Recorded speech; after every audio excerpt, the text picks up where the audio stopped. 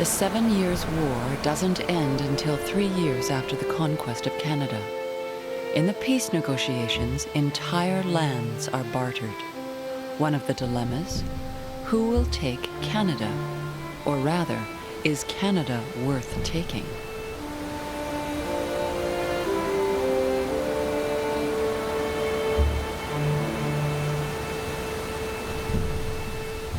Many Englishmen argue that a more valuable prize lies in the Caribbean.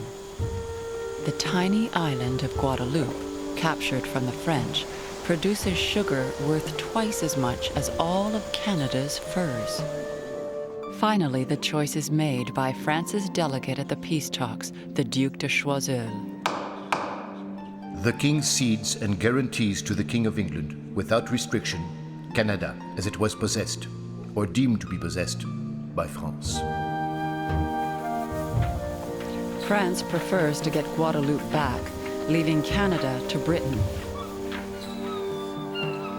But there is one Canadian asset France does want: the right to fish in the Gulf of St. Lawrence, along with 2 tiny islands off the Newfoundland coast. The only part of Canada France wants is the fish.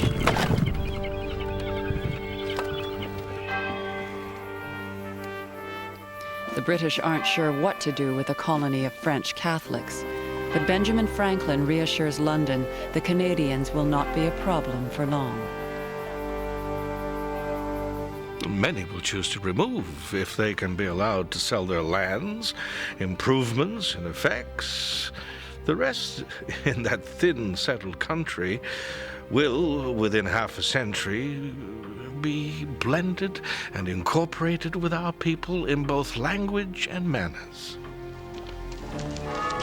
The new British governor is a general who spent 2 years of his life invading, bombarding, and occupying Quebec. But James Murray's biggest challenge will be governing the peace, and he will find an improbable ally.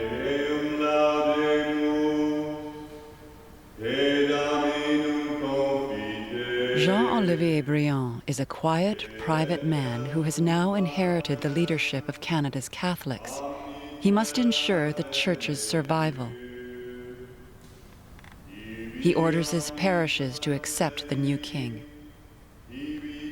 The God of armies, who extends or restricts at his pleasure the boundaries of empires, having by his eternal decrees put us under the domination of his Britannic Majesty, it is our duty, based on natural law, to be interested in all that concerns him. We order you to submit to the king and to all those who share his authority. Years ago, Briand tended the French wounded on the battlefields of Quebec, while Murray commanded the British forces there. Now the 2 men form an alliance that will grow into a lifetime friendship.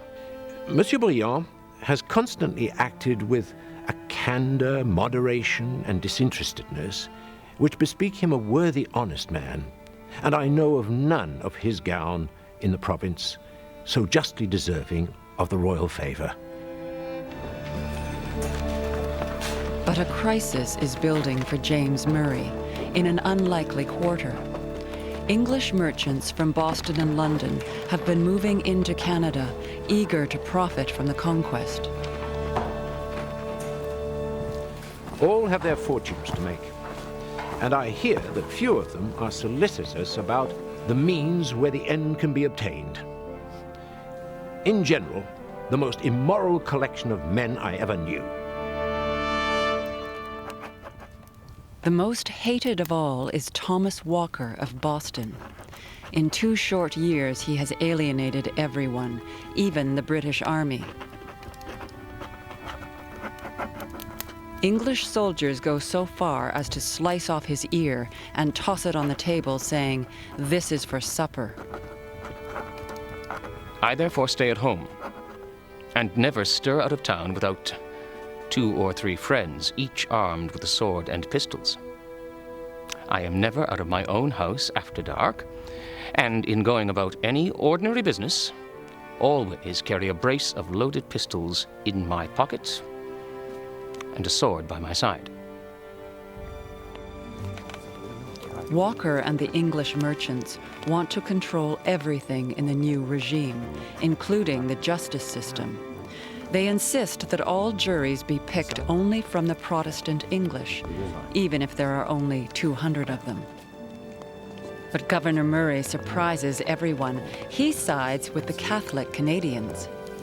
As there are but 200 Protestant subjects in the province, it is thought unjust to exclude the new Roman Catholic subjects to sit upon juries, as such an exclusion would constitute the said 200 Protestants perpetual judges of the lives and property of not only the 80,000 new subjects, but likewise of all the military in the province.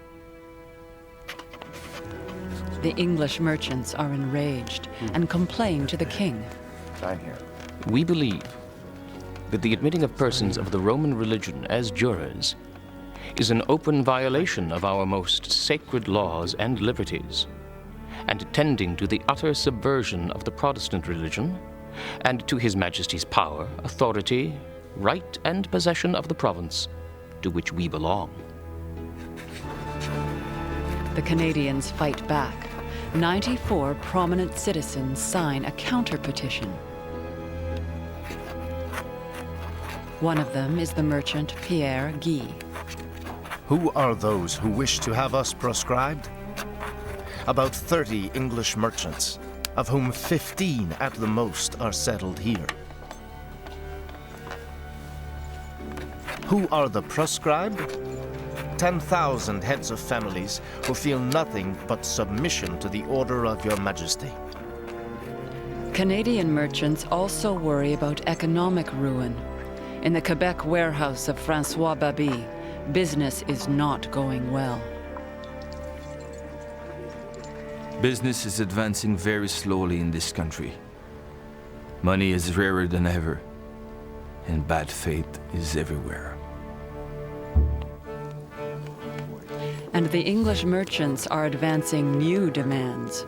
They want an elected assembly, one in which only they can sit, since Catholics are barred from holding office in the British Empire.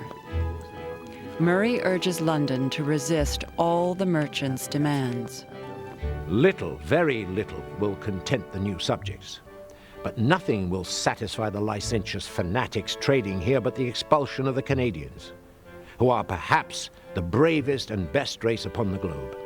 A race who indulge with a few privileges that the laws of England deny to Roman Catholics at home, would soon get the better of every national antipathy to the conquerors and become the most faithful and the most useful set of men in this American empire.